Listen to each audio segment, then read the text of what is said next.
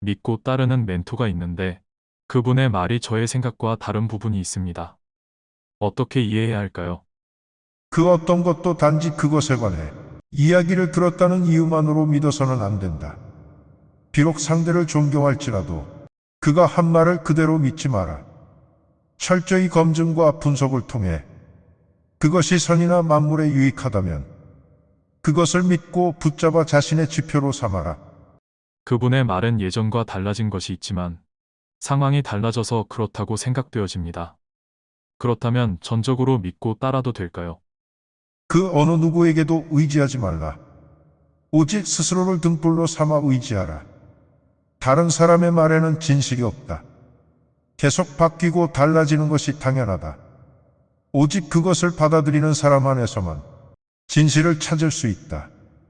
다른 사람의 말을 의지하지 말고 자신 안의 진리에 집중하라.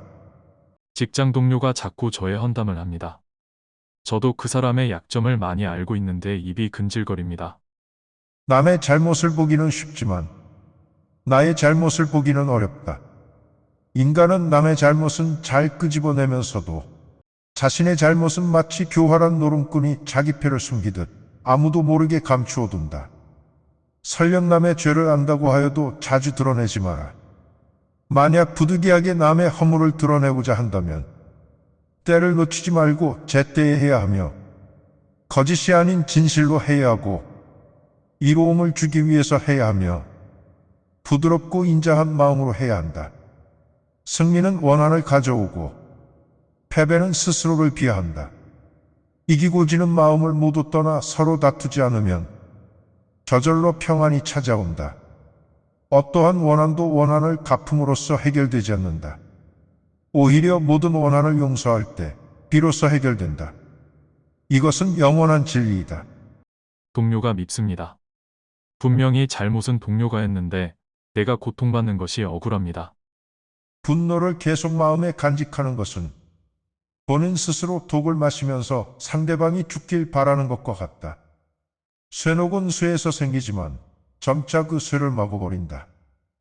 옳지 못한 마음도 사람에게서 생기지만 결국 그 사람을 잠식하게 된다.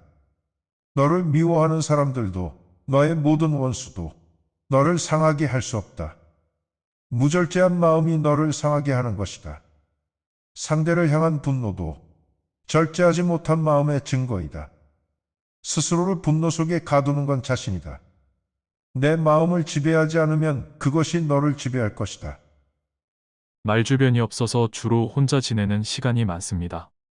이제는 사람들과 어울려야 하는데 어떻게 해야 할지 모르겠습니다.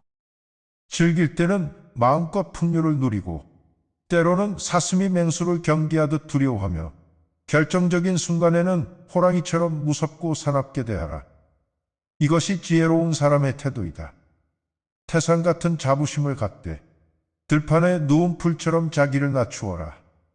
평소에는 벙어리처럼 침묵하지만 말을 해야 할 때는 임금처럼 말하라. 눈처럼 냉정하고 불처럼 뜨거워야 한다. 하던 사업이 망했습니다. 도무지 다시 시작할 엄두가 나지 않습니다. 우리의 인생을 방해하는 두 가지가 있다. 하나는 어느 것도 끝내지 않는 것이다. 시작만 하고 끝까지 가지 않으면 아무 소용이 없다. 가는 길이 험난하고 어려워도 멀리 보면서 가야 한다. 다른 하나는 어느 것도 시작하지 않는 것이다.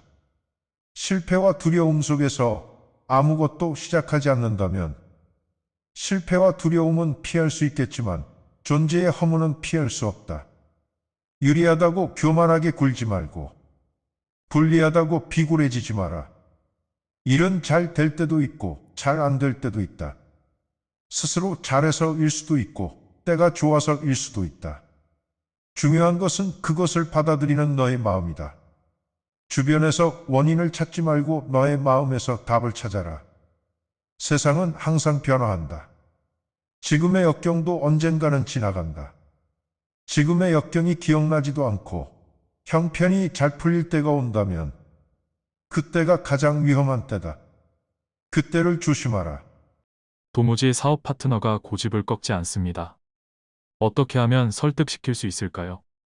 활활 타오르는 불 속에서 마른 풀을 짊어지고 무사히 빠져나오기란 무척 어렵다. 이보다 더 어려운 일은 제멋대로 탐욕으로 뭉친 사람에게 가르침을 들려주는 일이다. 다른 사람을 설득하기보다는 나 스스로 설득되어 있는지 아는 것이 먼저다.